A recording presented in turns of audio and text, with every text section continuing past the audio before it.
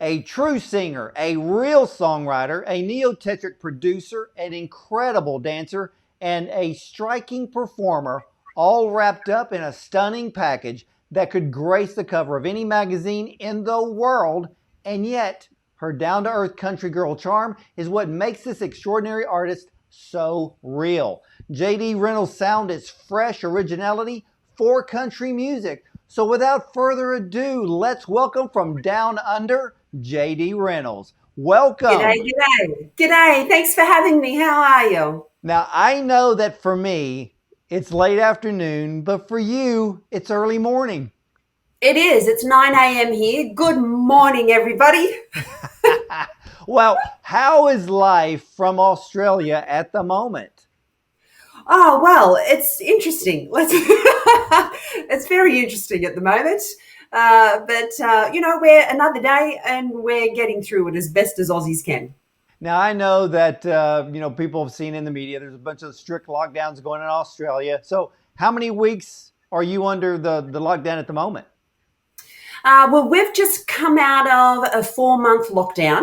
And when I say come out of 4 month lockdown, just this past Monday, we had a day that our government called Freedom Day.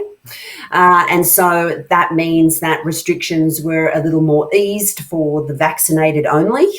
But it's been a really hard time. It's been challenging. It's been challenging for all of Australia, but especially for the east coast of Australia. We're talking Queensland, New South Wales, and Victoria.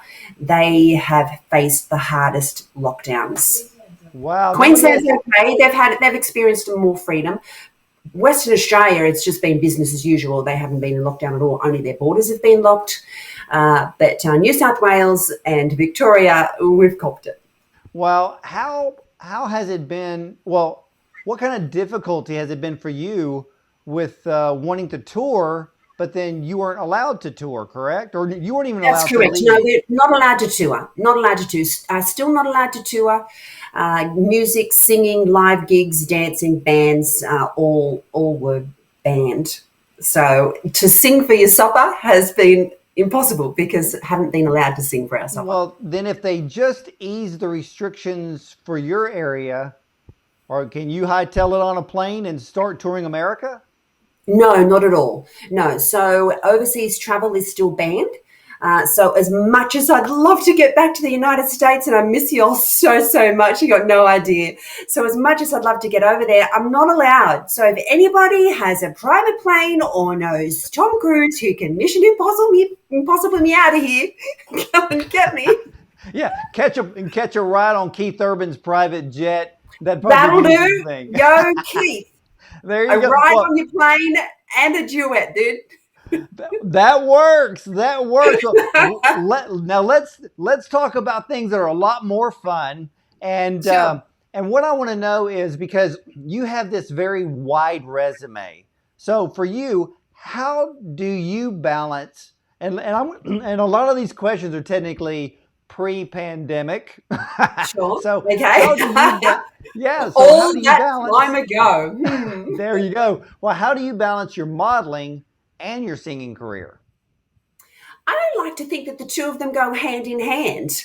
I really enjoy modeling. I love singing more than anything. I love writing. I love my country music artist career more than anything. But I do still really enjoy modeling. I still really enjoy working with designers. And during this pandemic, it's been difficult. It's been really difficult. But we've always found a way. Designers send you clothes and you try to find a location to shoot where you're not going to be fined 5 grand. Just for being outside your house. So it's been difficult, but we've got around it. I'm fortunate enough to live with one of the best photographers in Australia, which is my mum. And so we've just been getting creative and just keeping content flowing as best we can in these very difficult circumstances. Well, yeah, and I know it can be tough, especially with what's going on now. But and the balance, because you're a model, you're a singer, you produce, you do so many things, and so have you toured America before?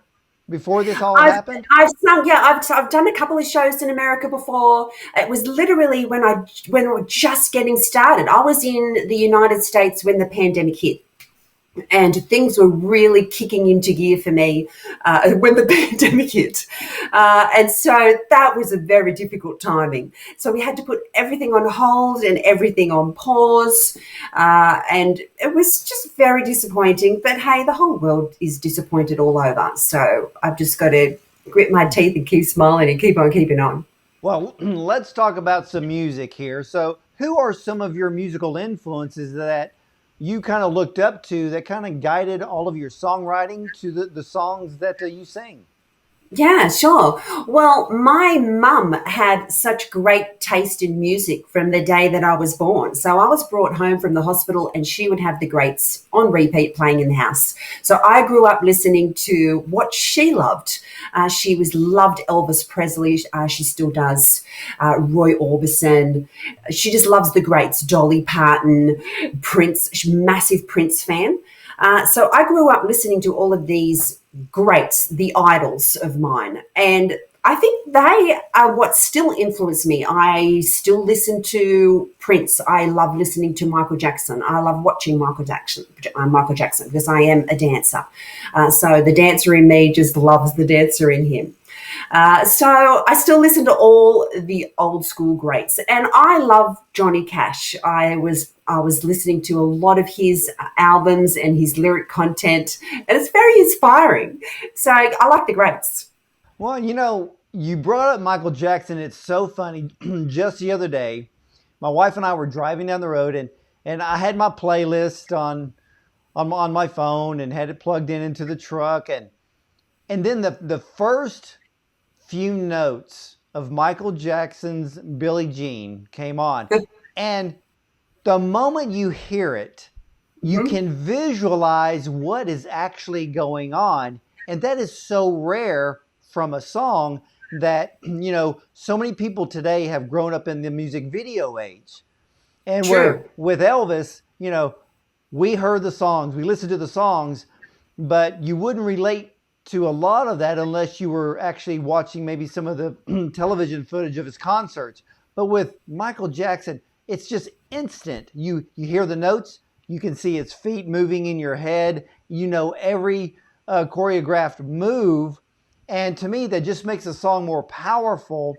But for you, writing a song, how does all of this work when you're looking at Michael Jackson, Prince? My gosh, I mean, the I know. songwriting I genius I there. No, I love them and miss them every day, but I like to think that they're still both here with us, inspiring us, and I don't know. I do love listening to their music so much.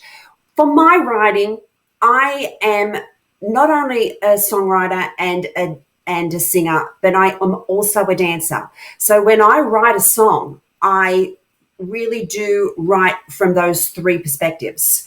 I write as a dancer. I like to be extremely involved with the music and the beats and producing and getting a song together that myself as a dancer can dance to and really perform and put on a great show for the fans.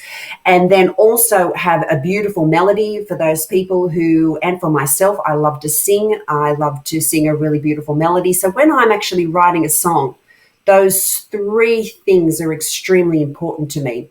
I visualize exactly what you were saying. I visualize myself on stage. I visualize the choreography, the dancing that I'm going to do. I visualize the crowd's reaction to songs. So all of those things are really important to me. So I write as a dancer and I write as a singer. Well, that makes a lot of sense because as we look at female country artists, that you have Miranda Lambert, she'll stand there with a guitar, and many of the other ones do. You may have the two females in Little Big Town, they're all singing in harmony together, but they're not really moving.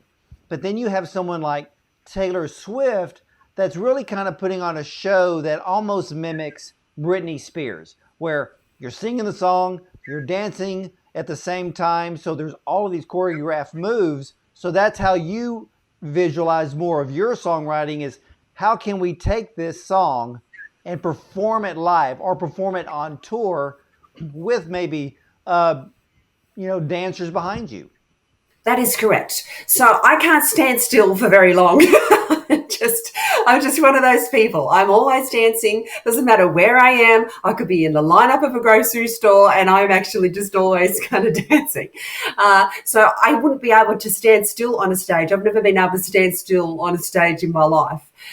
It's very difficult. So yes, I am a dancer and I always think of and I am a choreographer. So when I am writing, I always think of that stuff. I think of, wow, this is going to look good with X amount of dancers doing these particular moves. And then I'll say, when I'm co-producing with Braden Williams with this upcoming album, I'll say, no, hang on a sec, Braden, as a dancer, I need 4 bars here. I need 4 bars to just break away from the mic to literally let 4 bars of dancing just rip, let the dancers do their thing, and then I'll come back to singing. So it's interesting. It is an interesting way of writing, but as a dancer, I can't help it, and that's the way I've always written.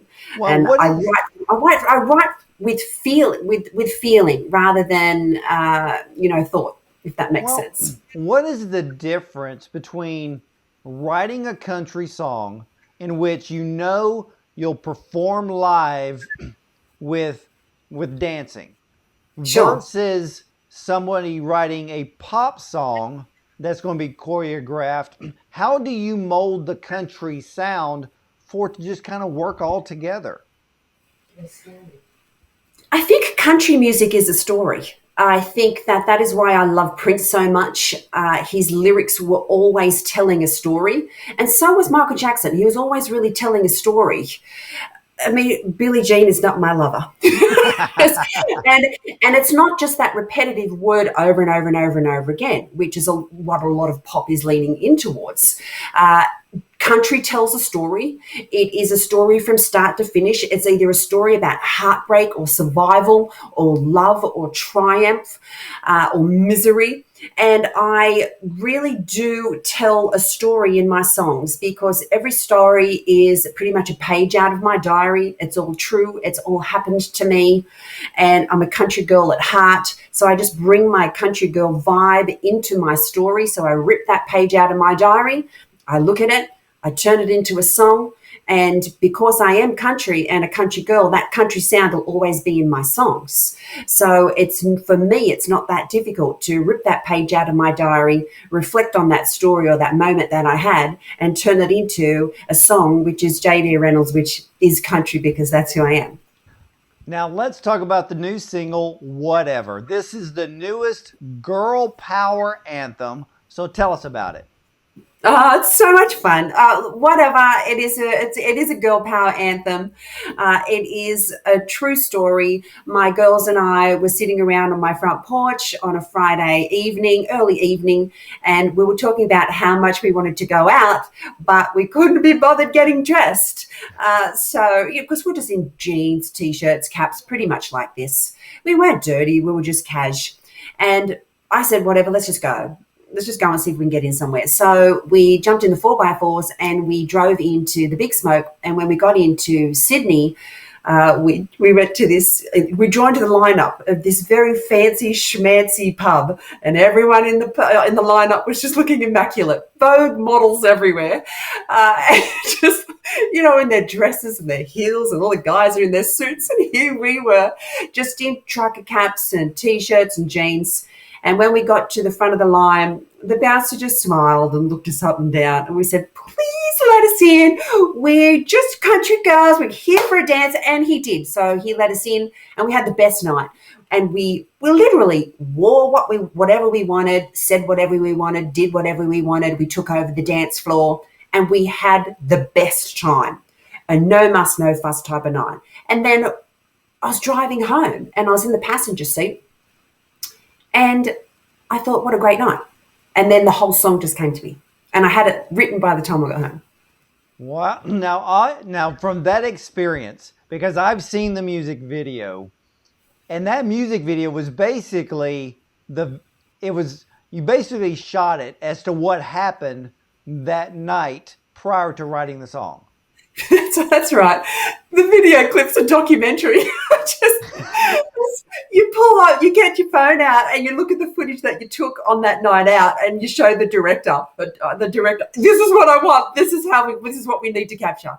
So I'm really pleased when fans write to me telling me that they love the music video, saying, "Oh my gosh, it looks like a doco instead of a music video." So, well, that's pretty much what it was, just a doco of exactly what went down that night. Well, it's funny because the video is so good, and there's many elements of the video and the song because it just works so well together. There's a little bit of Coyote Ugly sections to it, but which makes it great because it's just in your face. It's a fun song. But what I found so great about the video, and when I tell people to watch the video, they have to stay. That once the music video is actually over, is to watch the rest of the footage. Can you kind of give us a little teaser as to why? Yes, everybody, don't watch it just to the end of where I stop singing and dancing. Watch it all the way to the end of the credits.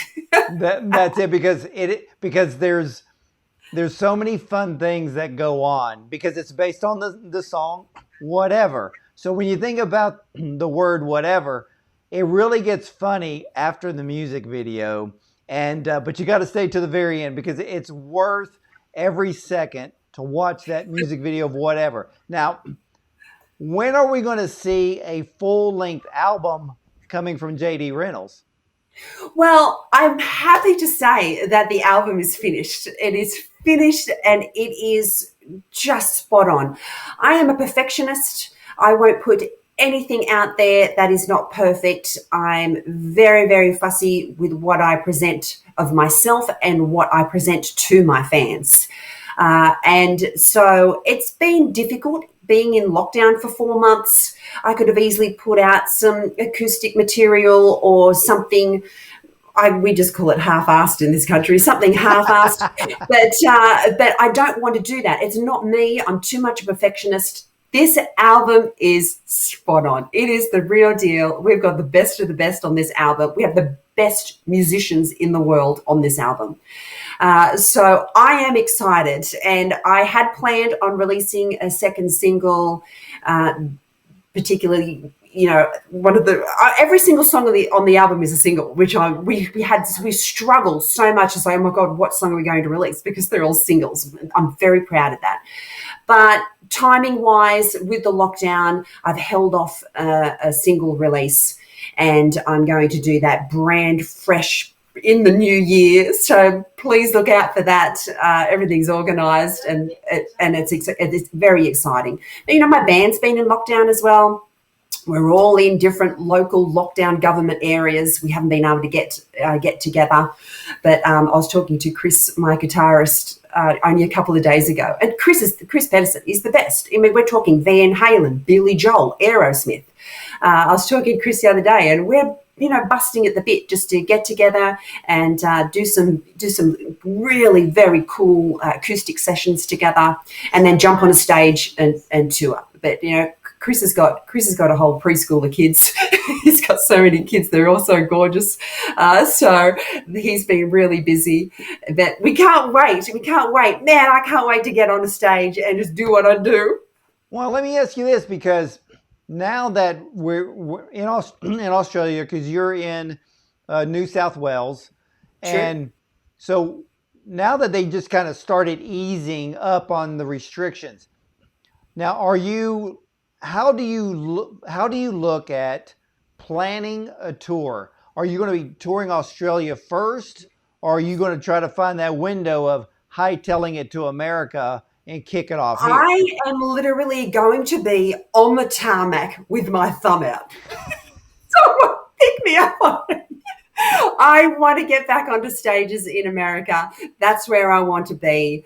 I really can't wait. But as far as planning a tour in Australia, it is extremely up in the air. At the moment, live music indoors is still banned. So we can't put on any indoor show at all. Masks are still mandatory indoors in any indoor event, any indoor place. So It is really difficult. And then we hear about, well, if there are a rise in coronavirus cases in a particular local government area, well, then that area is going to be automatically snapped into a 2-week lockdown.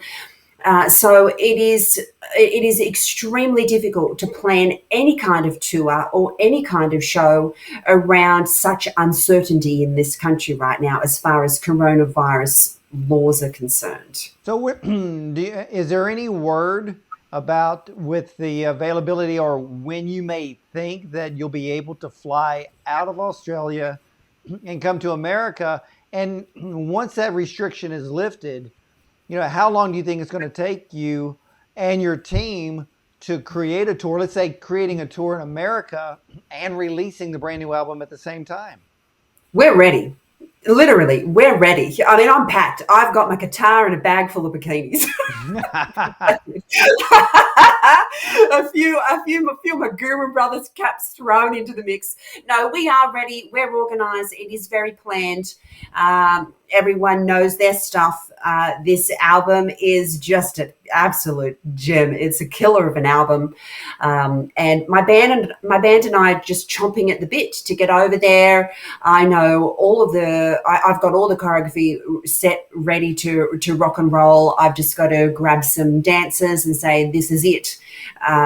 These are the moves. Let's do it. And I don't like a show so rehearsed and so choreographed that those natural, spontaneous, funny, and sometimes really creative moments don't happen.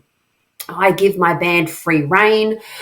They watch me as an artist. They watch me as a dancer on stage. So if they know I'm absolutely busting a move and think, hang on a second, she's not going to get back to the microphone anytime soon, they'll just keep playing. And that's what I love about the guys. They can read me very well, and I can read them very well. And I can literally just turn around and give Chris some sort of, baseball signal, and we know exactly what we're doing. So I love that spontaneity and that live whatever feeling in my shows. So it's not going to be rehearsed down to the T, because I don't really feel that it captures who I am. I'm a very spontaneous person. Well, that's fantastic, and I'm believing that the restrictions in Australia will be lifted soon, especially the part of hopping on a plane and getting out of there, because I bet there's so many people just waiting till the airports are open. Most definitely. Yeah, most definitely. Only the vaccinated are going to be allowed out of the country. At the moment, the unvaccinated have no freedoms whatsoever. The unvaccinated will not be able to get on a plane. It's quite terrible at the moment, and Australians aren't like that. We're not like that. But unfortunately, that's the way our government is writing the story at the moment, saying that the unvaccinated can't fly, the unvaccinated can't even go to a hairdresser, the unvaccinated can't do much of anything. So only the vaccinated will be able to fly. Wow, that's just crazy. But hopefully all of this will be ending soon, as we pray that it does. I hope so too, because it has been very, very difficult. And artists and the music industry have taken a hit. We have taken a big hit during this pandemic. I don't think a lot of your fans and listeners understand that to sing for your supper is not just a saying, it is a fact. We need to perform and we need to be on stage, and it is tickets at the door, and then sales from merchandise that flow on from there. That's how artists make their money. So with streaming killing artists at the moment, being paid only 0.0038 of a cent per stream, it's very difficult for artists to earn a buck. So we've got to get on stage, and just come on. Where are those private planes to come pick me up on the tarmac? Well, it's absolutely true, because what fans don't realize, that in the last year and a half, a lot of recording artists haven't been able to make a living because nobody makes money off album sales anymore. You have to tour. You have to be on the road to eat. And That's right. That's right. Look, it's extremely disappointing. And Prince warned us, y'all. Prince warned everybody that this was coming. He was on it. He said, watch it. But an artist can drop anything between 2 and 10 grand. And let's face it, 2 doesn't do anything. So an artist can drop a minimum of 10 grand on a single, just on one song. And that song can be streamed over 1,000 times on Spotify. And that artist does not earn enough money for a packet of gum. Well, here, let's break this even down further, because if you're only going to earn 0.0003 for a stream, that's so it's 0.0038. That's it. Yeah, so that's just not money going to the artist. That's going to be split up between the artist, if there's a songwriter involved, the correct, a record publisher company involved, yeah, record like company involved. The artist makes nothing. Yeah, so if you are lucky enough to get 1 million streams, you may be able to buy a stick of gum. Yeah, maybe. Yeah, so maybe. So, ladies and gentlemen, you know I always say this on this program: you support the artist. You don't download for free. If you want to listen to the song, we all know we all listen to songs before we buy them, but I'm going to tell you, buy the song. It's for the artist. It's for the songwriter. It's for the road crew. That's Everybody right. involved. Yeah, buy that's the right. merch. Buy the t-shirt. Buy the concert tickets when you go. So when JD Reynolds hops on a plane to America to tour, buy the music, buy the merch, buy the concert tickets. Support her. You know you love the song, whatever. And hey, and again, it's the brand new, most powerful all-girl anthem written. So listen to it, share with your friends, but buy the music. That's what keeps the music industry going. So yes, JD, it does. It does. And it really does. So look, if you can jump on iTunes and just drop that $1.40, it's not much. I mean, a lot of singles are actually just 99 cents at the moment. It's not much just to drop.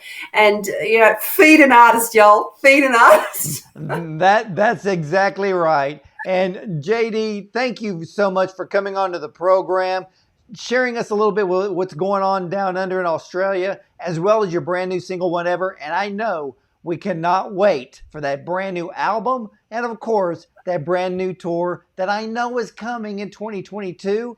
So, ladies and gentlemen, right now, I want you to sit back, enjoy, and if you feel like dancing or get going with JD Reynolds' new single, Whatever, well, we'll be right back after the song.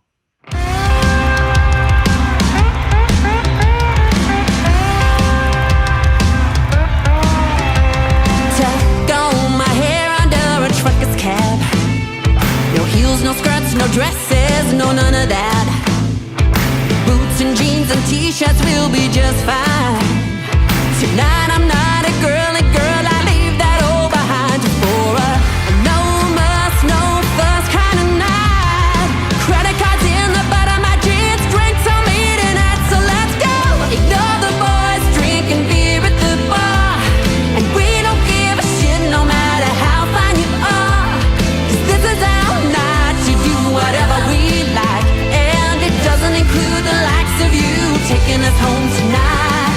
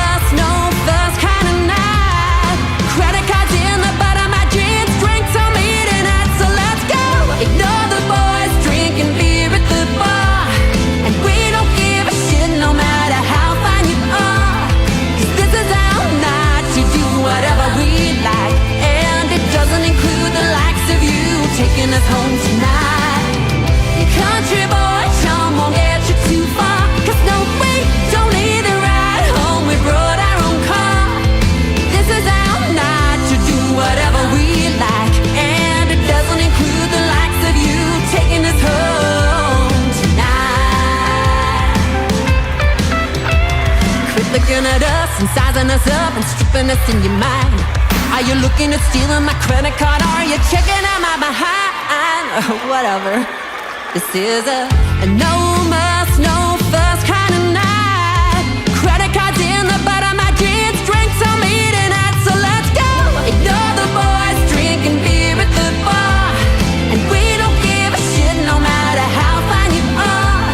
'Cause this is our night to do whatever we like, and it doesn't include the likes of you taking us home tonight. Country boy, charm won't get you too far, 'cause no, we don't need a ride home, we brought our own car. This is our night to do whatever we like, and it doesn't include the likes of you taking us home tonight. Oh, not tonight. This is our night to do whatever we like, and it doesn't include the likes of you taking us home tonight.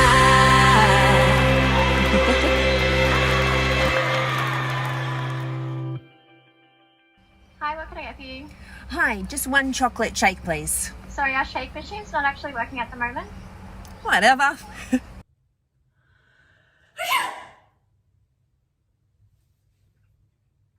Whatever.